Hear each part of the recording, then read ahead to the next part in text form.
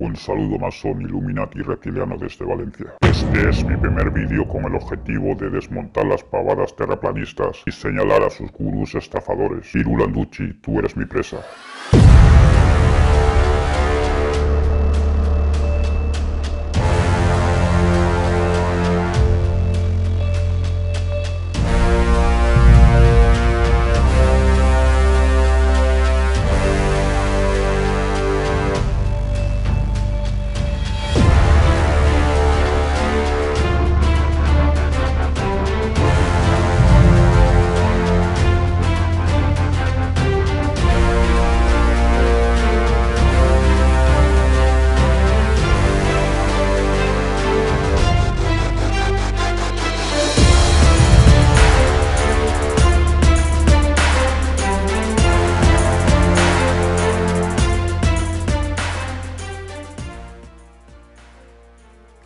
Muy buenas. Antes de entrar de lleno en el tema que nos concierne, que es el tema del terraplanismo, quisiera explicar un poco por encima y sin ánimo de aburrir a nadie, tanto a la gente que me conoce como a la que me desconoce, cómo es que yo me he sumergido en este mundillo del terraplanismo.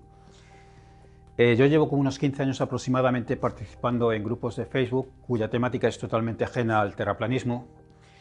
Son grupos que se dedican al estudio crítico del corpus bíblico, utilizan para ello las herramientas que nos brinda las ciencias bíblicas, como es la arqueología, la papirología, la crítica textual, etcétera, etcétera.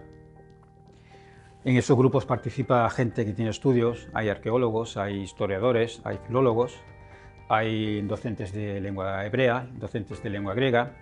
Yo personalmente no tengo estudios universitarios, pero sí que puedo asegurar que en estos 15 años he leído cientos y cientos de libros académicos que tocan estos temas. Pueden ser 600 o más los que haya leído en estos años. He leído decenas y decenas de artículos que aparecen en revistas especializadas. Gracias a Internet he podido acceder a bibliotecas online que cualquier universidad a nivel mundial que se precie pone a disposición de cualquiera. Por ejemplo, he conseguido acceder a fotografías digitalizadas de manuscritos antiguos de la Biblia. Y bueno, pues este era el mundo que yo he tocado hasta ahora, el mundo en el que me he envuelto. El terraplanismo me era totalmente ajeno. Sí que tenía constancia de la existencia de la sociedad que hay afincada en Estados Unidos, que vosotros conocéis, que es la Flat Earth Society, la Sociedad de la Tierra Plana. Y llegué a conocerla porque escribí en su momento un artículo sobre la cosmología bíblica, donde se defiende que la Tierra es plana. Y esta sociedad, pues, según su dogma de la inerrancia bíblica, sostiene que si la Biblia dice que la Tierra es plana, pues tiene que ser plana porque la Biblia no puede tener error. Bueno, a esto hay que objetar que la Biblia no es un libro de ciencia, no es un libro de astronomía, es un libro de teología, es un libro que pretende construir una identidad nacional, es un libro que enseña un monoteísmo ético. Por lo tanto, utilizar la Biblia con el propósito de demostrar que la Biblia es de origen divino porque aparentemente contiene conocimiento científico avanzado, simplemente es un despropósito.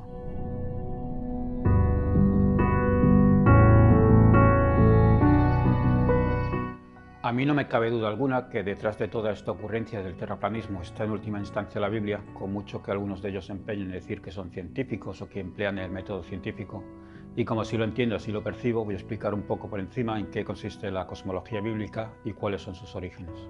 Yo llamo todo este circo del terraplanismo ocurrencias y no teorías porque lo que es una teoría está muy bien especificado y simplemente esta gente no tiene teorías, solo tiene ocurrencias que continuamente tienen que estar parcheando porque si cosen un extremo se les descose del otro y así constantemente.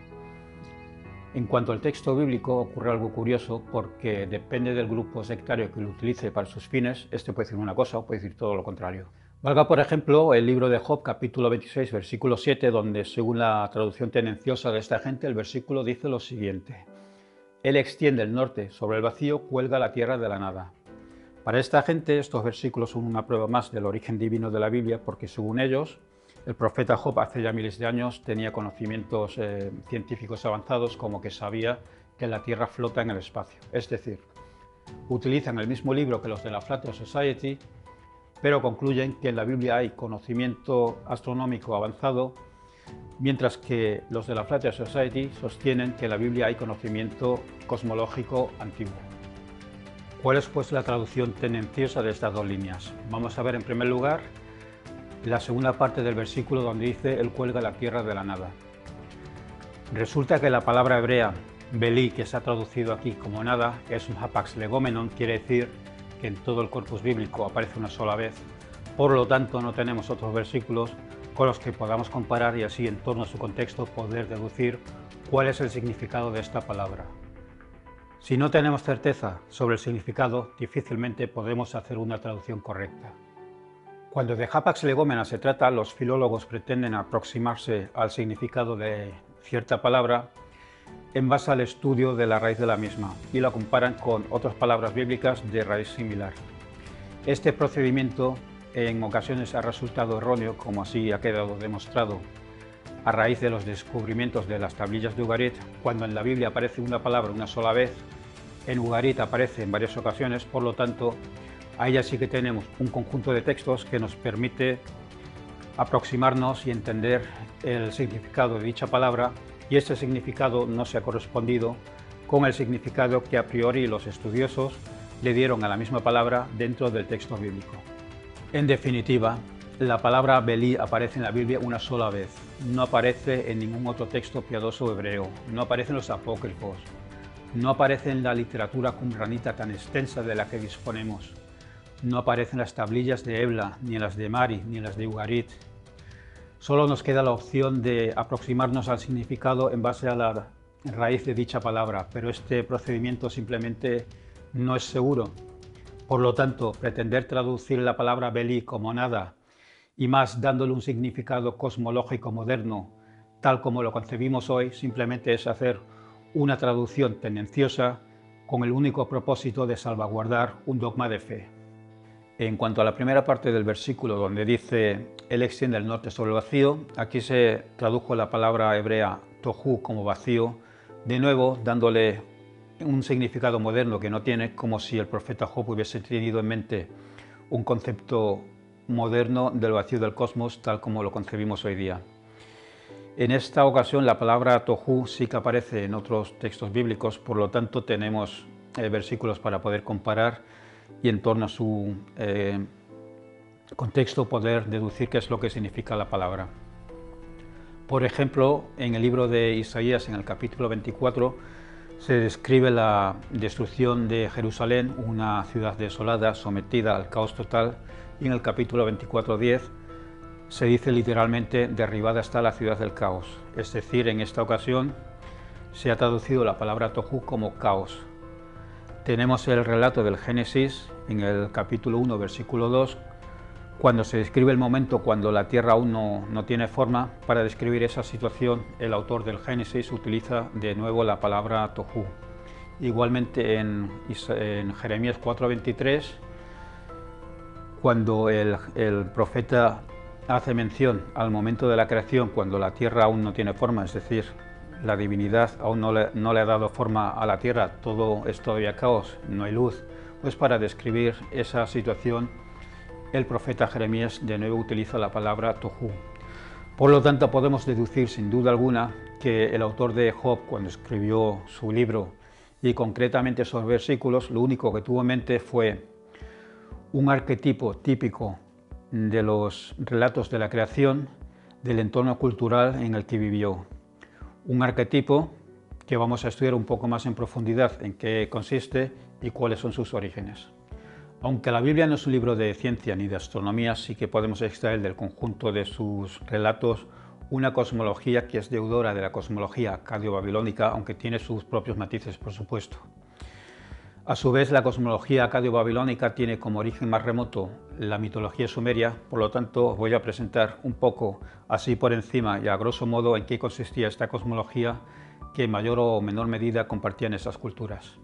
El concepto de la creación del mundo a partir del caos era un concepto que compartían todos estos relatos, donde el caos principalmente se componía de unas aguas primordiales caóticas que lo cubrían todo. A su vez, estas aguas eran preexistentes, quiere decir que existían ya antes de la creación. De hecho, en el relato bíblico de la creación de los 7 días, donde Elohim día a día va creando ciertos elementos de los que se compone el mundo, al principio del relato se nos habla de unas aguas donde no se especifica que hayan sido creadas, simplemente estaban ahí. Y sobre esas aguas el Ruach de Elohim estaba flotando. Por regla general, la palabra Ruach se suele traducir como espíritu, es decir, el espíritu de Dios flotaba sobre estas aguas primordiales. Sin embargo, el significado más arcaico de esta palabra es viento. Por lo tanto, tenemos de nuevo aquí un componente caótico como es el viento dentro de una narración antigua de la creación, y a su vez este elemento precede a la creación en sí. De hecho, el concepto de la creación ex nihilo le era totalmente ajena a los autores de la Biblia. El motif de todos estos relatos de la creación tienen un marco común, que es prácticamente la lucha entre el Dios o los dioses de la creación contra el Dios o los dioses del caos. Y en este sentido, el texto bíblico no reniega de ciertos acontecimientos, no reniega del orden cronológico de ciertos acontecimientos. De hecho, en ese sentido, el Génesis es deudor del texto babilónico Enuma Elish, pero sí reniega de la existencia de otros dioses. De ahí que en el texto bíblico el único Dios Elohim ya no tiene que luchar contra ningún dios del caos, y aunque el caos sigue existiendo como acontecimiento en sí, Elohim se limita a poner orden dentro de ese caos porque Elohim lo controla todo. Y de la misma manera, por ejemplo, el agua deja de ser una diosa, tal como ocurre en Enuma Elish, o el sol y la luna igualmente dejan de ser dioses y se convierten en simples luminarias. Pero no solo se desmitologizan estos textos, sino que se les da un sentido ético. Y para que entendamos a qué me refiero, pongamos como ejemplo el relato del diluvio. Mientras que en la glosa babilónica que se agregó al poema de Gilgamesh sumerio, los dioses destruyen a la humanidad con el diluvio por capricho, porque no soportaban el ruido que hacían los humanos, y en el texto bíblico, que en realidad son dos textos entrelazados, Yahvé o Elohim, dependiendo de la fuente que tengamos en mente, destruye a los humanos por motivos éticos, es decir, por la maldad del hombre. De la misma forma, en la narración de la creación de los 7 días, lo importante en sí no es la creación, sino en qué culmina esta creación, que es la instauración del Shabbat al 7º día y la santificación de este día.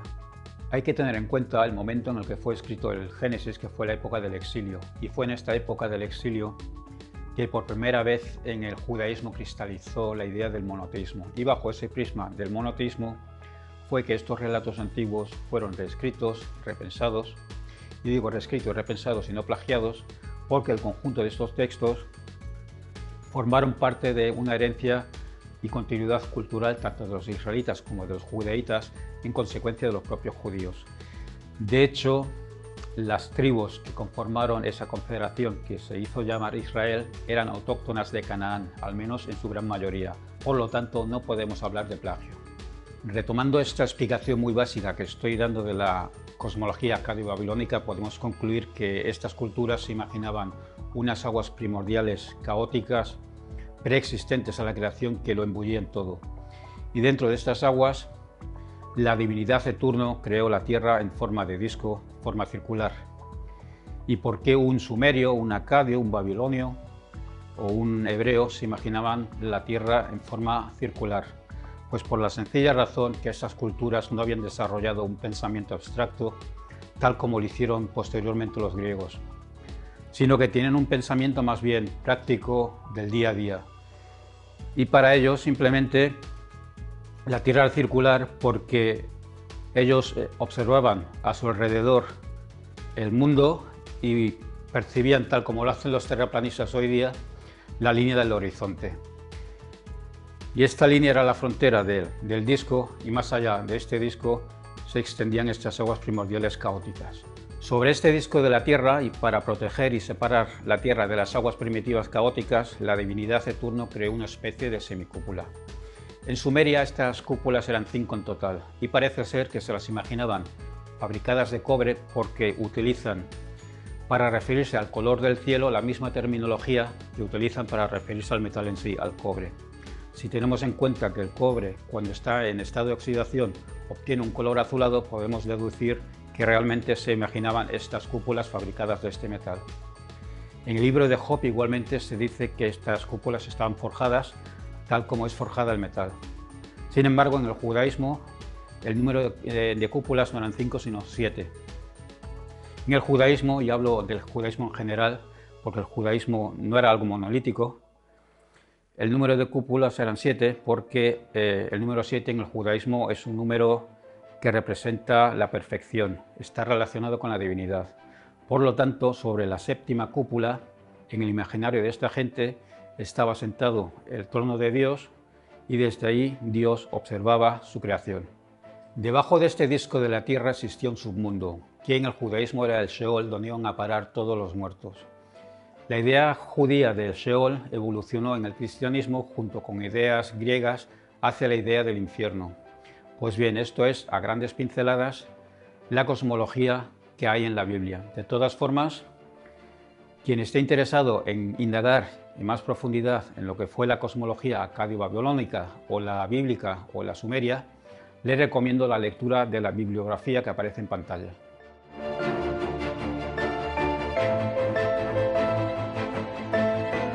Cuando hablamos del libro de Isaías hay que tener en consideración varios factores, entre ellos el hecho de que el libro no fue escrito por un solo autor. Los capítulos 1 al 39, estos sí son autoría de Isaías, profeta que vivió en Judá en torno al siglo 8, siglo 7 antes de la era común. Luego tenemos a un autor anónimo que vivió en el exilio en el siglo 6, responsable de los capítulos 40 al 55, conocido en círculos académicos como Deutero Isaías. Y por último tenemos a otro autor anónimo que vivió ya en tiempos del retorno a Jerusalén, responsable de los capítulos 56 al 66. Los manuscritos más antiguos de los que disponemos del libro de Isaías se encontraron en Qumran y de ellos destaca sobre todo el gran rollo de Isaías. Este rollo está catalogado como 1Q Isa seguido del apéndice A, donde 1Q significa primera cueva de Qumran, Isa, libro de Isaías, y el apéndice A indica que del mismo libro se encontraron otros manuscritos en Qumran. Este manuscrito está datado en torno al 125 antes de la era común. Como ya dijimos antes, el libro de Isaías realmente es una composición de 3 libros que seguramente que en sus inicios circularon de forma individual. En algún momento de la historia, no sabemos cuándo, estos libros se unificaron, no sabemos cuándo, pero sí podemos decir que ya en el siglo II estos 3 libros estaban unificados en una sola obra y esa obra, la autoría de esta obra, se le asignó al profeta Isaías. Pues bien, es en el capítulo 40, versículo 22 del Deutero Isaías, donde se especifica claramente cómo un hebreo de aquella época se imaginaba la forma de la tierra. Y se la imaginaba de forma redonda, circular. Se utiliza la palabra huk y esta palabra aparece en otros versículos de la Biblia relacionada con un compás. Y un compás se utiliza para trazar círculos, no para esculpir esferas. En Proverbios 8:27, cuando se describe el momento en el que la divinidad extiende los cielos, se dice que trazó un círculo sobre el abismo, trazó un círculo, no esculpió nada, trazó un círculo. Por lo tanto, traducir la palabra huk como globo, tal como lo hace alguna edición de la Reina Valera o alguna otra Biblia cristiana que hay por ahí, que hace una traducción tendenciosa para salvaguardar un dogma de fe, es hacer trampas. Hay otras Biblias que lo traducen como redondez. Eso es una traducción muy ambigua y así no especifica si se trata de la redondez de un círculo o la redondez de una esfera. Pero es que es todo muy fácil porque el propio versículo hace un símil muy práctico. Los hebreos no utilizaban un pensamiento abstracto como lo hacían los griegos siglos después, sino que utilizaban ejemplos del día a día. Y en este caso concreto, el símil que hacen es el de una tienda que un hebreo extiende en el desierto para vivir dentro de ella. ¿Qué es lo que hacían los hebreos? Vivir dentro de tiendas en el desierto. Y esta es la imagen que tenían de la tierra, una tierra plana. Y es esta cosmología bíblica la que hay detrás de toda esta parafernalia terraplanista. Con mucho que algunos se empeñen en decir que no, que ellos han llegado a la conclusión de que la Tierra es plana porque han hecho experimentos científicos. Eso es una mentira.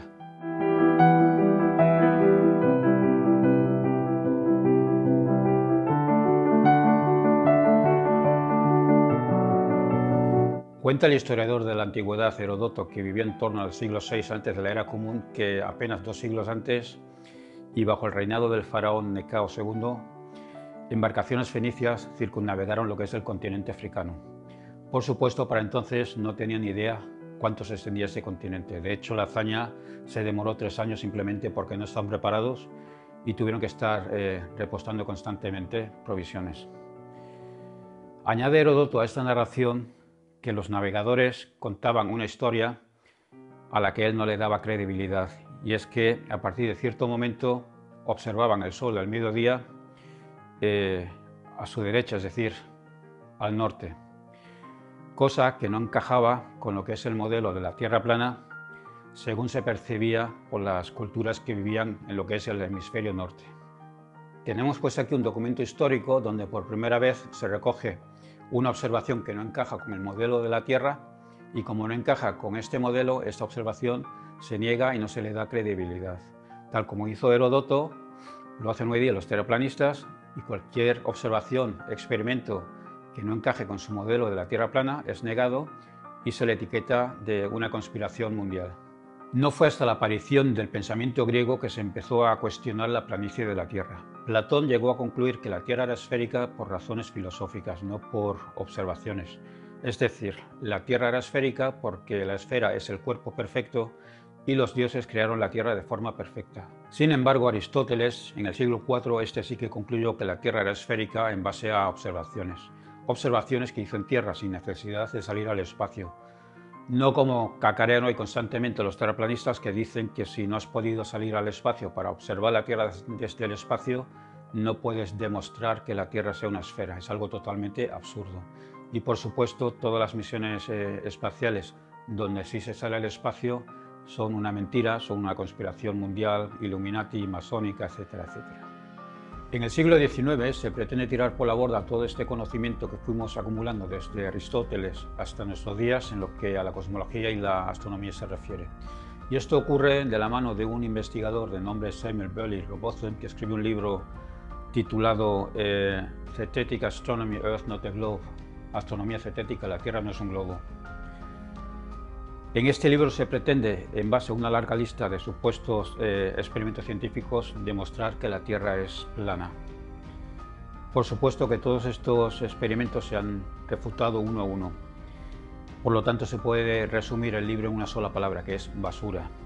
Lo interesante de este libro ya no es la larga lista de experimentos que no tienen ni pies ni cabeza, que también, sino el propósito original por el cual este autor escribió este libro. Y este no es otro que el de demostrar que la Biblia tiene razón. Y esto lo digo porque el libro concluye con un capítulo dedicado a la Biblia, es decir, tenemos de nuevo la Biblia de por medio. Y en este capítulo pretende demostrar la veracidad de la Biblia en base a los experimentos con los que dice haber demostrado la planicie de la Tierra. No solo cita versículos del Antiguo Testamento, sino que concluye con citas del Nuevo Testamento, como que el Hijo del Hombre volverá sobre las nubes, es decir, Jesús, y toda alma en la tierra lo verá. Y esto, por supuesto, solo puede ocurrir en una tierra plana. Es decir, tenemos de nuevo aquí un cristiano fundamentalista cuyo único interés es religioso y no científico. Después de la muerte de Robotham, el movimiento terraplanista sufre unos altibajos que culminan lo que llega a ser la Flat Earth Society. Sin embargo, la Flat Earth Society defiende la planicie de la Tierra Biblia en mano, como ya hemos experimentado. Por lo tanto, en Estados Unidos resurge un movimiento supuestamente moderno que pretende supuestamente distanciarse de argumentos religiosos y de la Biblia y supuestamente pretende darle un enfoque científico.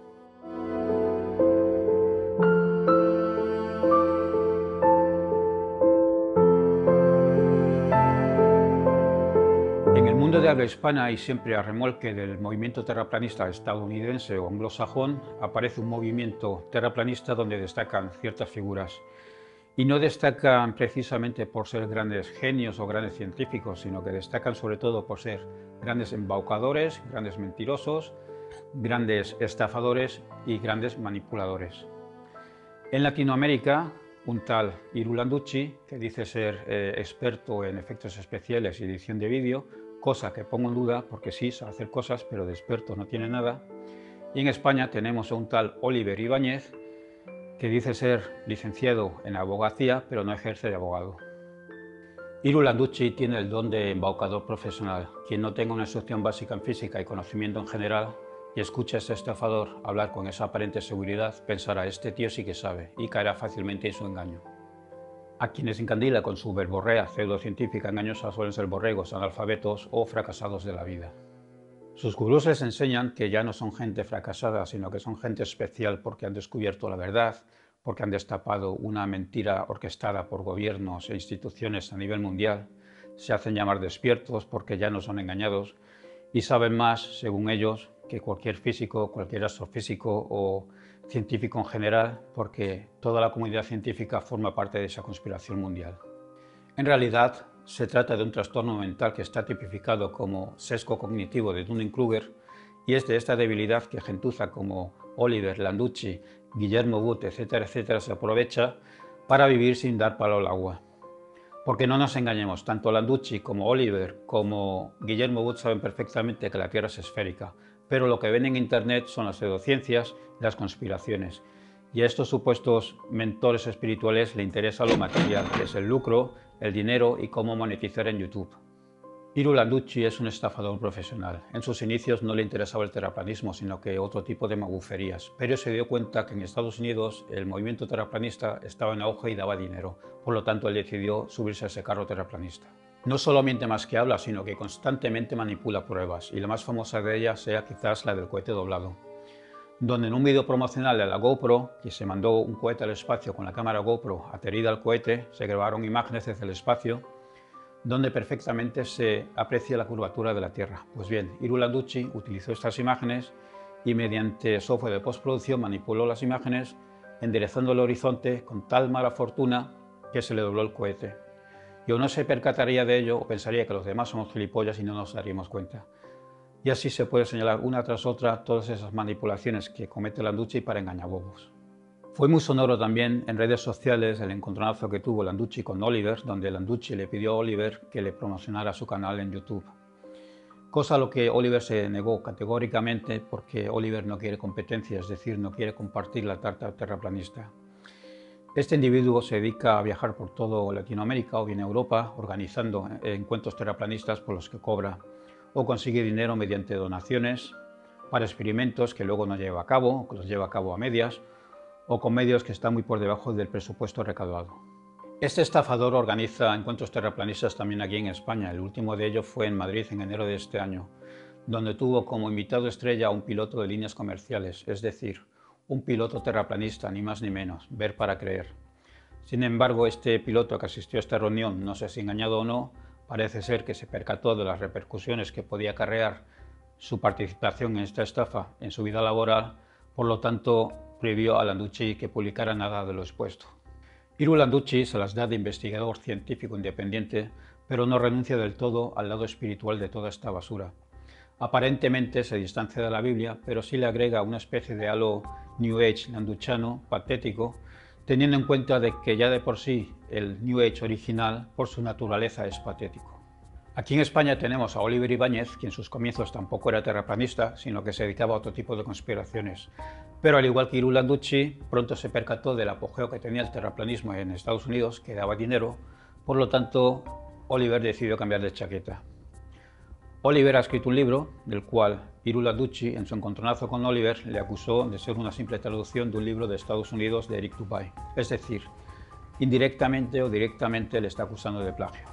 Cabe mencionar que el libro de Dubay es pura basura, porque prácticamente se trata de un refrito de lo ya escrito por Roboth Tam en su momento.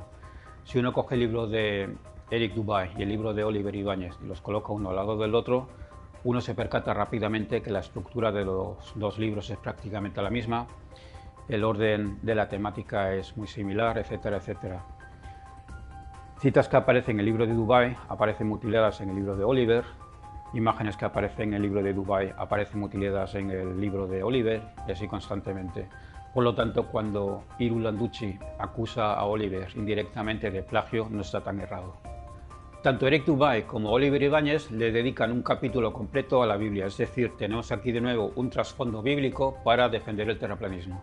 Bien es cierto que Oliver Ibáñez últimamente en su canal YouTube se está distanciando de la Biblia y se está acercando a otro libro como es el libro de Enoc. ¿Y por qué el libro de Enoc? Pues porque el libro de Enoc es un apócrifo que no está incluido en el canon de la mayoría de las iglesias.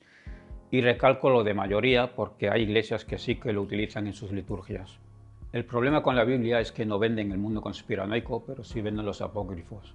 ¿Y por qué venden los apócrifos? Pues porque en torno a estos libros se puede construir toda una parafernalia conspiranoica, y eso es lo que hace Oliver. Según Oliver, el libro de Enoch fue prohibido por la Iglesia Católica porque, según Oliver, en este libro se describe la forma de la Tierra y del universo, y es un conocimiento que la Iglesia Católica quería ocultar.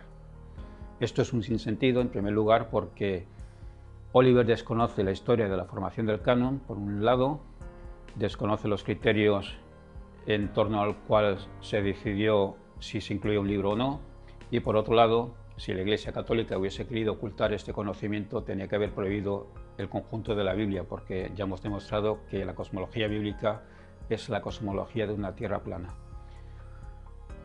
Un modelo que, por otro lado, no se corresponde del todo con el modelo terraplanista de hoy día. Oliver Ibáñez, en su canal de YouTube, afirma que durante su investigación en torno al libro de Enoch se percató que las traducciones de los textos antiguos estaban hechas solo en inglés, como señalando que de nuevo hay una especie de conspiración que pretende limitar la divulgación de este conocimiento, y se presenta a sí mismo como el garante de la divulgación de este conocimiento porque se ha tomado la molestia de traducir los textos del inglés al español.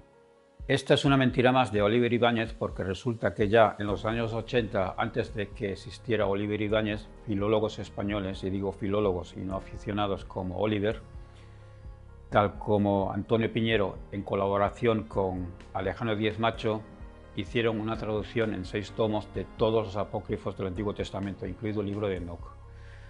Yo recomendaría a Oliver Ibáñez que leyese estos 6 tomos, porque no solo tendrá a su disposición una traducción académica a partir de textos antiguos y no desde el inglés, sino que también tendrá información adicional como quiénes fueron sus autores, cuándo se escribieron, por qué motivos, etcétera, etcétera.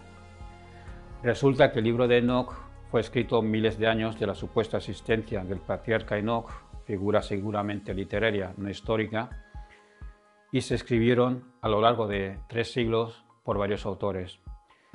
Y como este libro fue escrito por varios autores a lo largo de siglos, pues está lleno de contradicciones. Pero este tema será un tema a tratar en otro vídeo. Pues bien, yo me introduje en esto del terraplanismo a partir de los grupos de Facebook donde yo participaba de temática crítico-histórica de la Biblia. Una compañera me mandó un enlace a un grupo de Facebook terraplanista. Fue a partir de ahí que empecé a conocer esta comunidad y empecé a ver vídeos de YouTube de estos terraplanos. Sabemos que los algoritmos de YouTube, cuando estás viendo un vídeo de cierta temática, te manda sugerencias para que veas otros vídeos de temática similar. Y entre estas sugerencias me llegó el enlace a un vídeo del compañero Oscar de Curve Planet, antiterraplanista. En ese sentido, quería mandarle un saludo desde aquí, desde Valencia. En segundo lugar, quisiera mandarle un saludo al compañero del canal de YouTube Nautilus Cuántico. No conozco su nombre real, solo conozco su avatar. Y saludo a este compañero porque en su canal tiene subido unos vídeos con una edición y postproducción muy profesional. Y yo, que he trabajado en televisión, sé reconocer el trabajo que hay detrás de todos estos vídeos. Otro canal antiterraplanista que me gustaría destacar es el del compañero Alberto. De todas formas, pondré los enlaces a todos los canales antiterraplanistas que he ido conociendo en la descripción de mi vídeo. Alberto tuvo un debate con un terraplanista, un tal Tarkus, acerca de los eclipses de la Luna. Podemos ver en el debate que tuvo Alberto con este tal Tarkus, donde se trataron ciertos temas, entre ellos el eclipse lunar, donde se demuestra la incapacidad que tiene esta gente para entender fenómenos tan sencillos como es un eclipse lunar. Voy a darle un poco más de velocidad a esto. Ahí en la reproducción. Vamos a ponerlo en 2 para que vaya un poco más rápido. Ahí va. Bueno, aquí está avanzando la sombra. Hasta acá todo normal, ¿no? Sí, pero empieza a pasar algo, se empieza a iluminar esto. la parte oscura empieza a iluminarse. ¿Qué está pasando acá? ¿Vos podés explicar por qué cambió de color y aparecen detalles que no se deberían ver? Si la sombra venía normal. Porque la luna de sangre en la etapa total es una anomalía todavía mayor que en el eclipse solar. Lo que vemos acá es que se está transparentando la Tierra. Vemos que va desde aquí hacia allá, en forma ascendente. Y después estábamos con el tema del avance de sombra, porque vamos a volver acá y vemos hacia dónde se desplaza. Va en dirección noreste, ¿no es cierto? Ahora vamos a entrar a la fase total y la parte iluminada tendría que salir desde aquí abajo, que sería desde el sudoeste. Esta es la parte que se tiene que iluminar. Y sin embargo, se empieza a iluminar allá arriba y va a ir en dirección descendente. Ahí va. ¿Qué pasó acá? ¿Cambió de dirección?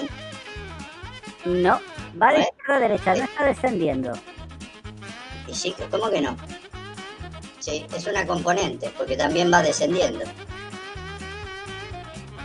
¿No ves un cambio de dirección aquí? No, veo solo de izquierda a derecha. En este caso todo el rato es de izquierda a derecha. Y vos seguís mi flecha. Esto va en esta dirección. No. Vamos de nuevo. ¿Va bien mi flecha o no? No, tienes que ir de izquierda a derecha. Cortemos y vamos, porque si me está discutiendo lo que estoy viendo, escúchame, no va hacia arriba. Estás discutiendo lo que yo estoy viendo. Bien. Esto es una diagonal. Esto es una diagonal, ¿la ves? Mira, va para allá. ¿Sí o no? Diagonal, pues no, yo veo una línea que no es diagonal en este caso. Ah, ¿la ves así vertical la línea? ¿La ves vertical acá? Sí, eso es vertical. Sí. Esto va así. No. ¿Sí o no? No. ¿Sabés lo que es esto de la rosa de los vientos? Norte, sur, Sí. oeste. Lo conozco. Va en dirección noreste. Pues no, va en dirección, en este caso, oeste. Esto va hacia dirección. No va hacia el noreste. El noreste está acá. ¿No? ¿Cómo no? Pues como que no. La puta.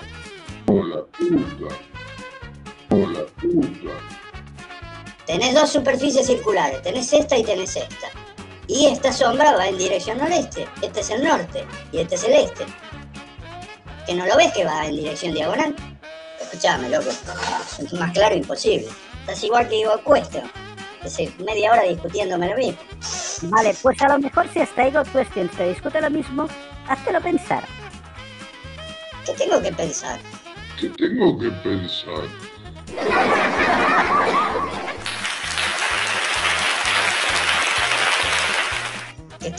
Están los dos en estado de negación. Él no sé por qué me discutió. Ahora vos me estás discutiendo lo mismo.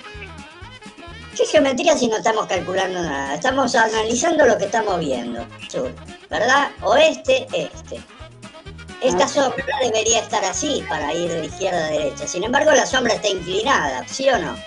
Y va en la misma dirección de la inclinación. Va hacia allá. Allá va. Yo no estoy inventando nada, va hacia allá.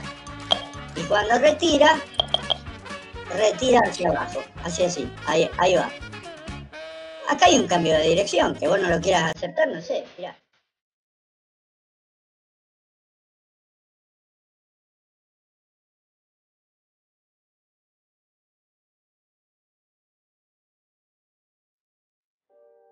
Ya lo hemos visto, cuando un terraplanista está incapacitado para entender lo que ocurre ante sus ojos lo llama anomalía, una palabra muy recurrida en la magufería junto a oculto y misterioso. Para explicar a Tarkus en qué consiste la proyección de la sombra de la Tierra sobre la superficie de la Luna, he recreado el sistema Tierra-Luna en un software de animación 3D a escala 1:1000.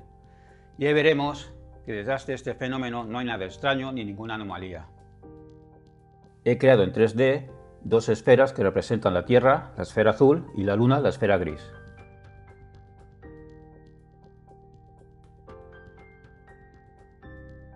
La escala es 1:1000, lo que quiere decir que 1 kilómetro en el modelo equivale a 1000 kilómetros en la realidad.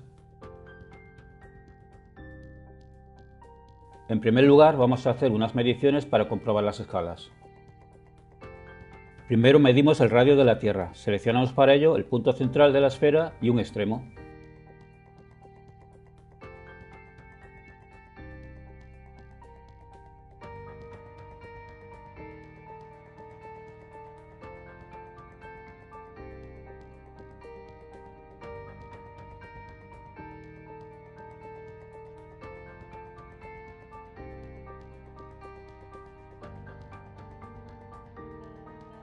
En esta casilla se nos indica que hay seleccionados solo 2 puntos.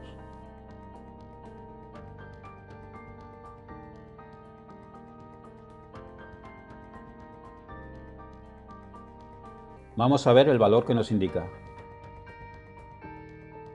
Nos indica el valor en metros y esto hay que multiplicarlo por 1000 por la escala.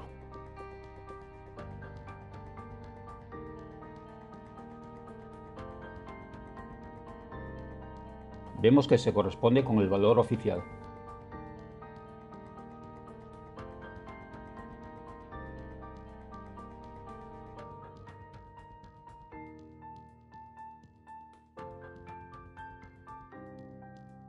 Procedemos a medir el radio de la esfera que representa la Luna y que tengo en la segunda capa. Seleccionamos el punto central y un extremo de la esfera.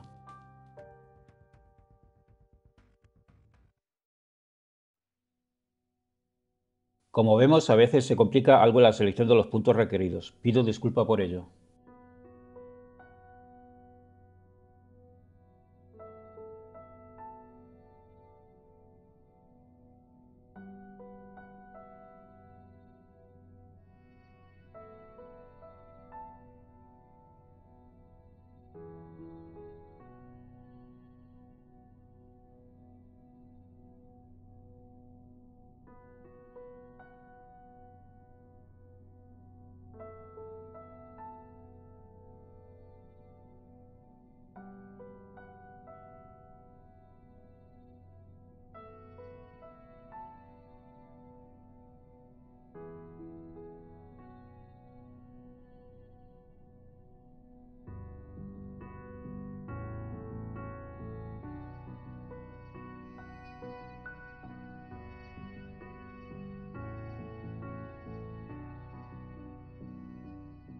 Una vez que hemos conseguido seleccionar los 2 puntos, vamos a comprobar la medida que nos da.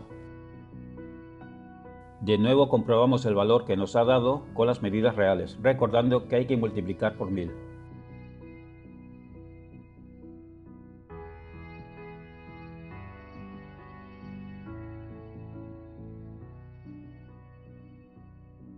El valor obtenido corresponde fielmente al valor real, con escasa variación en las décimas.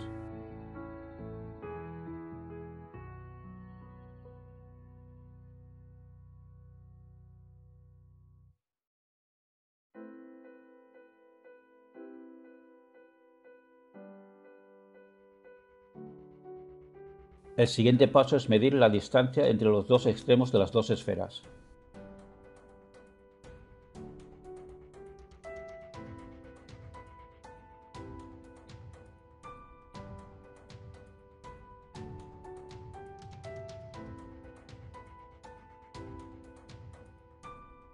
Selecciono primero un punto en el extremo de la Luna y el punto opuesto en el extremo de la Tierra.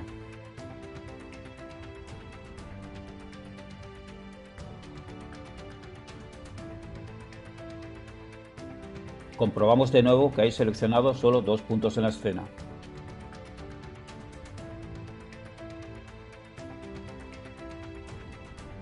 Consultamos el valor que nos da la distancia entre las 2 esferas. De nuevo comprobamos el valor real, siempre recordando la escala 1 a 1000.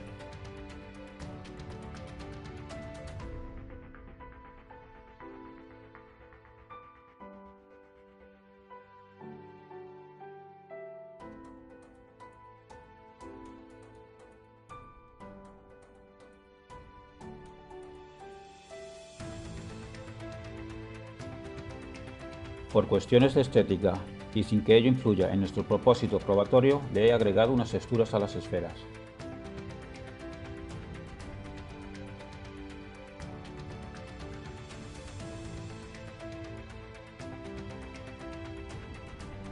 En primer lugar, la Tierra.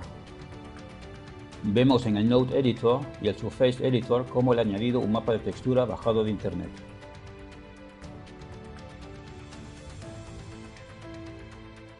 En el visor de perspectiva, en modo Texture, podemos ver el resultado.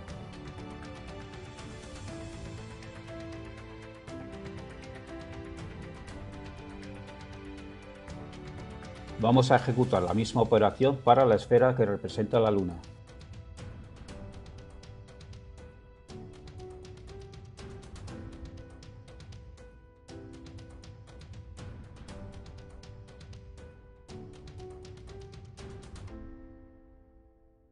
Con los objetos creados vamos a pasar al layout de Lightwave, donde montaremos la escena para la animación. Quiero recordar que el propósito de esta prueba es explicar el movimiento aparente de la sombra de la Tierra sobre la superficie de la Luna y no los demás fenómenos donde Tarkus ve anomalías inexplicables. Anomalías que él describe como una Tierra transparente porque se empieza a ver detalles en la sombra, además de la Luna que según Tarkus se empieza a iluminar. Eso sería materia para un tutorial de fotografía básica sobre apertura de diafragma y exposición de una imagen. De ello sé bastante porque he trabajado de operador de cámara NG para programas de televisión. Tampoco vamos a explicar el porqué del color rojizo de la Luna. Eso sería una clase para principiantes del comportamiento de la luz cuando atraviesa un fluido tan complejo como es la atmósfera terrestre. Por lo tanto, solo vamos a explicar la aparente trayectoria de la sombra, y digo aparente porque, como veremos, la sombra no se mueve del sitio, sino que será la Luna la que traza su recorrido pasando por el campo de proyección de la sombra de la Tierra. También quisiera aclarar el porqué de la escala 1 a 1000 y no 1 a 1. Ya habéis visto la dificultad que tenía a la hora de ampliar los objetos para seleccionar los puntos de los bordes. A escala 1 a 1 me fue imposible cuando realicé las pruebas. Lightwave no es un programa tipo AutoCAD para ingenieros, sino que su filosofía está pensada para cine y televisión. Existe un plugin para Lightwave con el que te permite medir cotas exactas para el diseño industrial, pero yo no lo tengo instalado. Pero para nuestro propósito, el Lightwave tal cual es más que suficiente. Veamos pues lo que tenemos en escena. Esto nos lo indica el Scene Editor. Tenemos dos cámaras de las cuales veremos las propiedades enseguida. Tenemos el modelo de la Luna, el modelo de la Tierra y una luz que simulará la fuente de la luz del Sol. Vemos también que hay dos objetos que llevan la etiqueta nulo. Para quienes desconozcan en qué consiste un objeto nulo en un programa de animación, les cuento por encima. Los objetos nulos no se renderizan, se utilizan para emparentar objetos 3D que sí se renderizan o las luces y la cámara. Estos objetos, los nulos, ayudan para conseguir la animación deseada. Para que nos entendamos, imaginaros que quiero conseguir que la Luna haga su órbita encarando siempre a la Tierra, a la vez que la Tierra gire sobre su eje. Conseguir esta sincronización a mano es prácticamente imposible, pero emparentando a la Tierra y la Luna con un objeto nulo solo necesito mover o girar, en este caso el objeto nulo, y la Luna y la Tierra seguirán el movimiento del objeto nulo. Esto no es un tutorial de animación, pero quiero que quede claro que no hay trampa ni cartón en esta animación. No sea que a un terraplano se le ocurra decir que los objetos nulos son esas orbes oscuras mágicas que ellos quieren ver tras el fenómeno de los eclipses.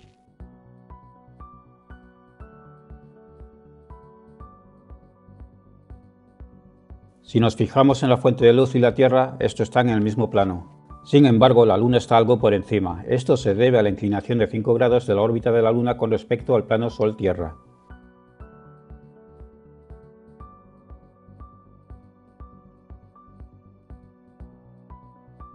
He emparentado la Luna con el objeto nulo, he inclinado el objeto nulo 5 grados.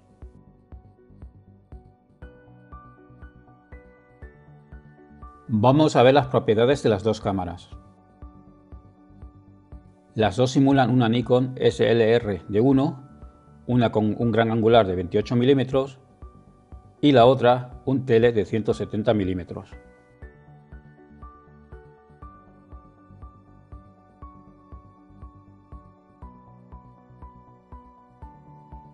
La de 28 mm capturará el recorrido que hace la Luna en un mismo encuadre.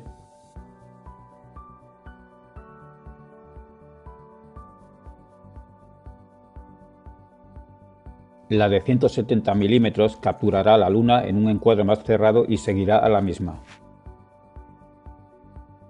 Vamos a cambiar a las 4 vistas. Tenemos arriba la vista en perspectiva. En la parte inferior de la izquierda tenemos la vista top desde arriba. En el centro tenemos la vista front. A la derecha la vista de la cámara actual, que en este caso es la cámara de 28 mm. Vamos a centrar la Tierra en las vistas.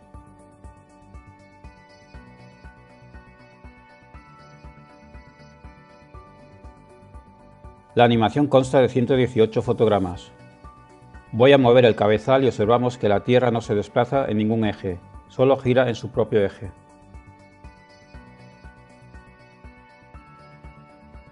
En la vista de cámara actual vemos como la Luna sigue una trayectoria de ligero ascenso.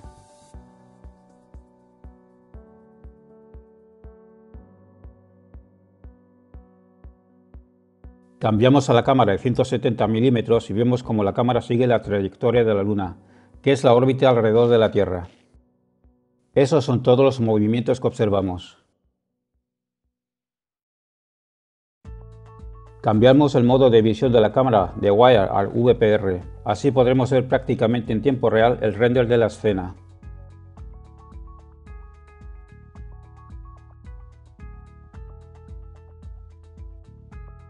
Observamos el movimiento aparente de la sombra de la Tierra, pero en realidad lo que se desplaza es la Luna, como ya hemos indicado.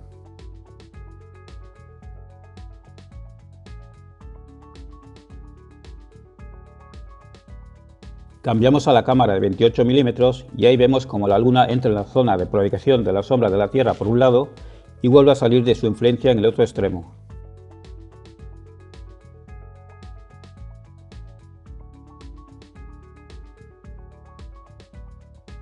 Si nos hemos fijado, hemos podido observar ese aparente movimiento de la sombra en diagonal en ascenso cuando alcanza la Luna y desaparece aparentemente en diagonal en descenso. Queda pues demostrado que TARCUS no tiene capacidad de análisis de lo que observa y de ahí que vea anomalías extrañas en el aparente movimiento de la sombra proyectada sobre la Luna. Solo le faltó decir que se trata de un orbe oscuro mágico. He cargado el render de las dos cámaras de Lightwave en el After Effects para añadirle una mínima postproducción. Aquí el render de la cámara de 170 mm. Le he agregado un pequeño efecto de resplandor para que quede más vistoso.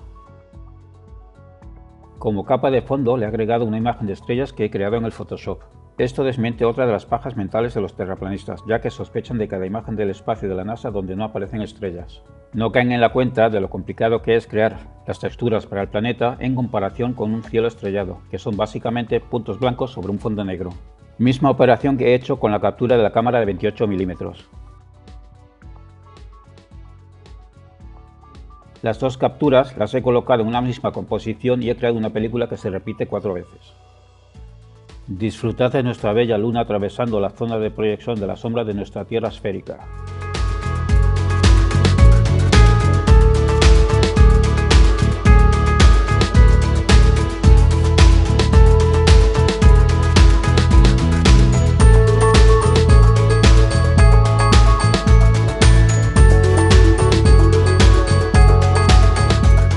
Pues hasta aquí hemos llegado, solo quería hacer una última aclaración. Al principio del vídeo hago el saludo masón y en la frente me aparece el 666.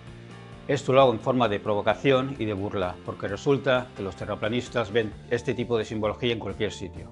Uno de los símbolos que les quita el sueño a estos terraplanistas es el supuesto número de la bestia, el 666. Son tan míseros que divulgan por las redes que supuestamente la NASA afirma que la velocidad de rotación de la Tierra en el Ecuador es de 1666 km/h. Y con esto nos quieren dar a entender que la NASA nos está inculcando una ideología satánica de forma subliminal. Pero esto es una falacia porque la cifra oficial es de 1600 km/h, 1600 y no 1666. Los terraplanistas son maestros en ajustar cifras y números para que encaje con sus paranoias.